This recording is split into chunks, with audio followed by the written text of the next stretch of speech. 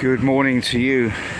As you can see, I'm down by the sea and feeling a little bit sad this morning because our next door neighbour, young woman really in her 50s, she was found dead in her bed, and no one knows the cause of death yet, but she was somebody that we spoke to quite a lot, and it's always sad when you hear about somebody's death and you don't know what actually happened and what the circumstances were. And I suppose this morning it just makes me think about life. And the scripture came to mind: I have come that you may have life and have it more abundantly.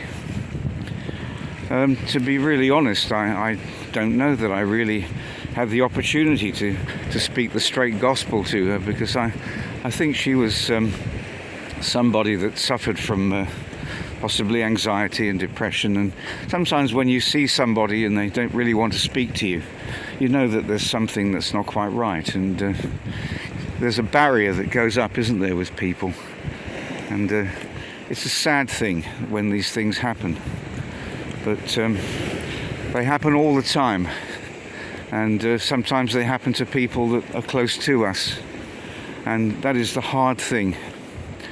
It's nice to know and blessed to know that we are saved ourselves, but of course we can't bring people with us. We can't get to the gates of heaven and say, "Oh Lord, I forgot to bring my dad. Let me just pop back and tell him about you and bring him here." We're all responsible for ourselves, and each one of us must stand before the judgment seat of Christ. And it's not an easy thing, is it, to realise sometimes that, yes, it is every man for himself when it comes to the gospel. We have to do that alone. Make our decision for Christ. And now is the day of salvation. And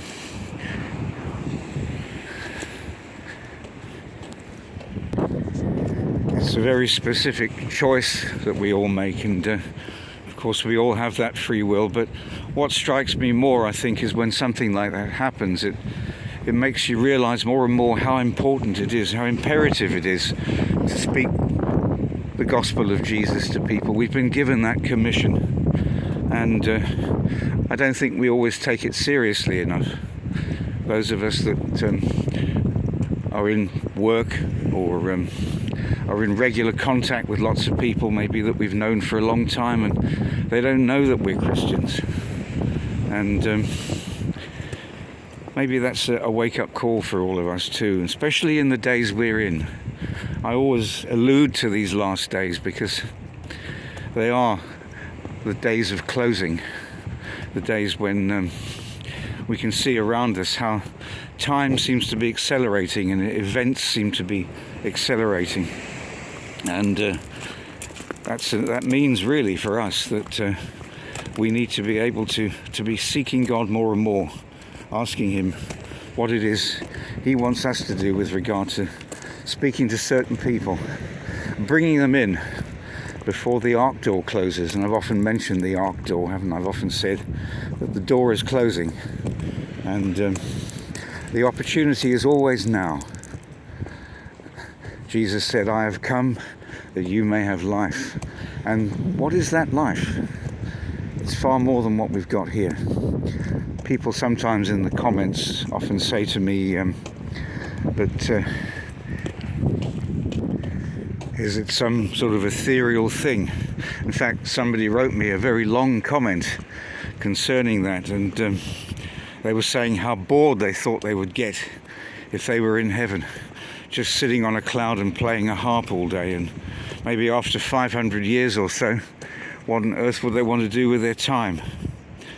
But people get into that kind of thinking, and they don't realise that, as the scripture says, eye has not seen nor ear heard the things that God has planned for those that love him. And sometimes it's hard for us as Christians to actually put it into words what God has actually what God has got for us.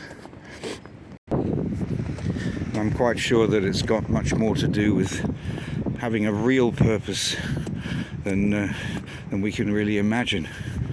God isn't a God of laziness.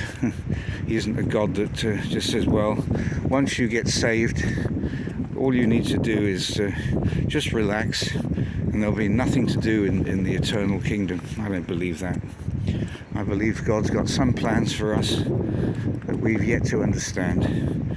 But he can't put those things into words for us now. Jesus said it, didn't he? He said, I've many things to tell you, but you cannot bear them now. I have many things to tell you, but you cannot bear them now. Understand that and know that I've given you a pathway to walk on, and your job is to walk it. It's a narrow pathway. Don't deviate from it. Keep your steps and keep your eyes forward. I always remember when, I may have told the story before, when my father was teaching me how to ride a bicycle. And I can still see it now in the park. He had his hand on the back of the saddle, and I was just sitting on the bike, yes, and he was steadying the bike for me. And as he started to sort of get into a trot and I was starting to pedal, he said to me, keep pedaling and look forward. Keep pedaling and look forward.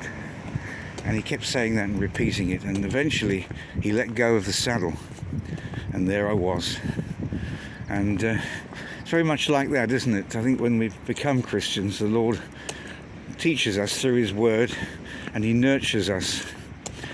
And then sometimes we get to a hard place in our lives, and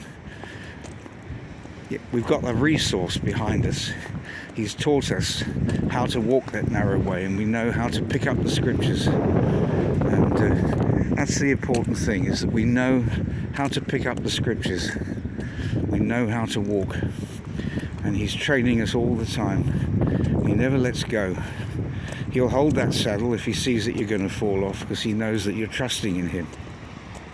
It's up to us, of course, if we turn away. But if we abide in him, he keeps a firm grip and takes us on. And it's never ending. It's a bit like the sea, isn't it, here today? You see the waves coming in, and there's no end to it, is there? You can be sure that there's going to be another wave after the previous one.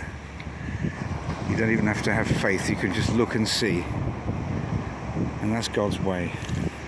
And I just pray today that you'll have a blessed day, and that you'll realize that God's holding on to your saddle, and he's leading you in a pathway. It's narrow, it's going to be difficult, and Jesus said that, didn't he? But it's the way that leads to salvation, and it's up to us as individuals to take hold of it. And it's sad when somebody goes and maybe they haven't done that, but that's in God's hands. That's God's business. You know, it says, don't say who will ascend to heaven and who will descend to hell. That's God's business. He knows inside each individual soul, and his judgments are righteous, they're true, and they're merciful.